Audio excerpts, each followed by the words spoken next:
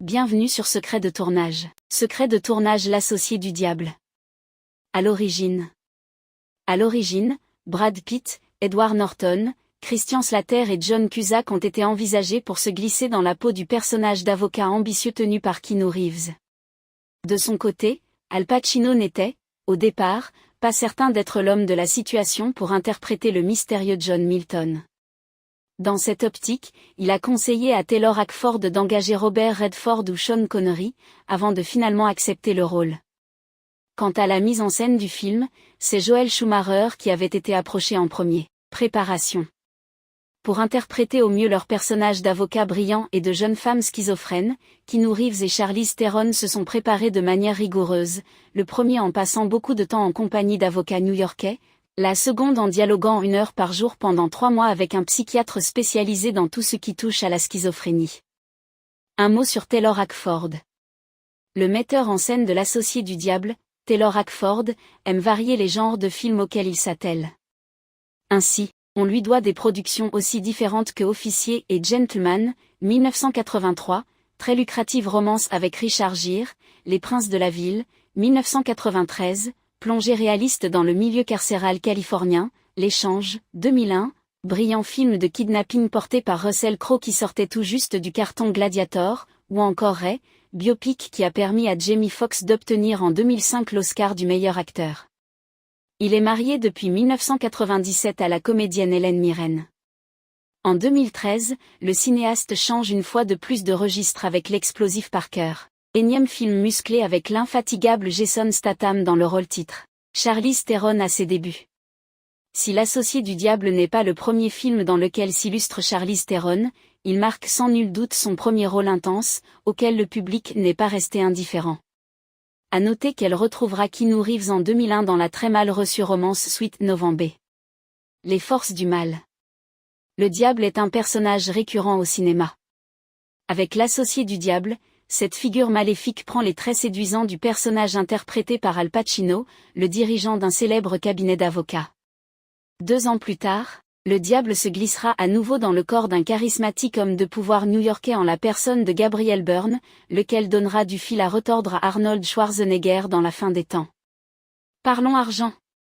L'associé du diable a engrangé 153 millions de recettes dans le monde lors de sa sortie en salle, 61 millions aux États-Unis, pour un budget avoisinant les 57 millions.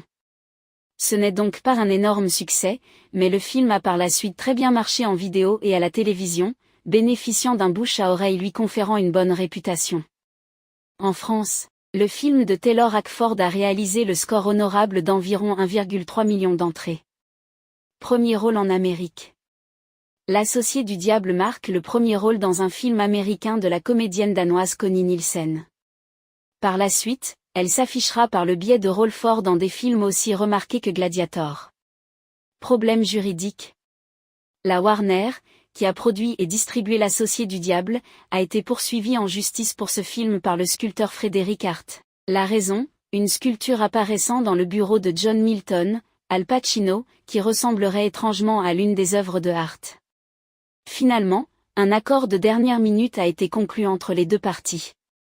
Adapté d'un roman. L'associé du diable est adapté d'un roman éponyme rédigé par Andrew Neiderman. C'est son ouvrage le plus connu. Par ailleurs, le romancier scénarisera et produira par la suite le film dramatique Rhin, 2006, d'après le roman de V.C. Andrews et avec Faye Dunaway dans l'un des rôles principaux. Une référence. Al Pacino, qui livre dans L'associé du diable une performance mémorable comme à son habitude, interprète un personnage nommé John Milton. Il s'agit d'une référence directe au célèbre poète du XVIIe siècle du même nom qui rédigea Le Paradis perdu, centré sur les origines de l'homme d'un point de vue religieux. Vertige et boxe anglaise. La scène dans laquelle Al Pacino et Keanu Reeves sont sur le toit d'un immeuble a été tournée en décors extérieurs, à 50 étages du sol sur un véritable gratte-ciel new-yorkais. De même, lorsque ces deux personnages assistent à un combat de boxe anglaise, il s'agit du véritable face-à-face qui a opposé, le 4 octobre 1996 au Madison Square Garden, Bryant Brannon et Roy Jones Jr. De très bons poids super moyens. Plagiat ? À la fin du film, la scène dans laquelle Keanu Reeves apparaît dans une rue de New York vide, sans passants et sans voiture, a créé une légère polémique.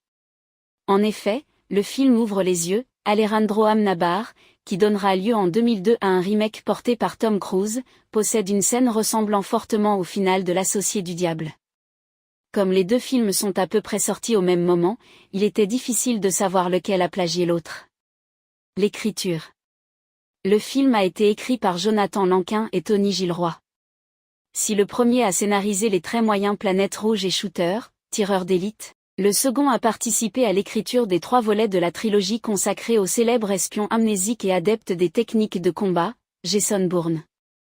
Gilroy est également connu pour son travail de réalisateur, puisqu'on lui doit Michael Clayton, Duplicity et Jason Bourne, l'héritage.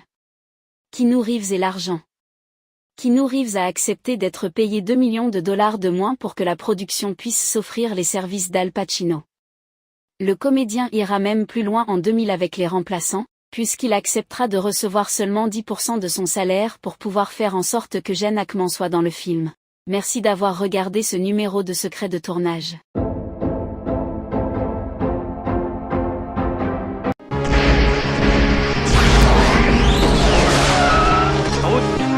Là où on va, on n'a pas besoin de route.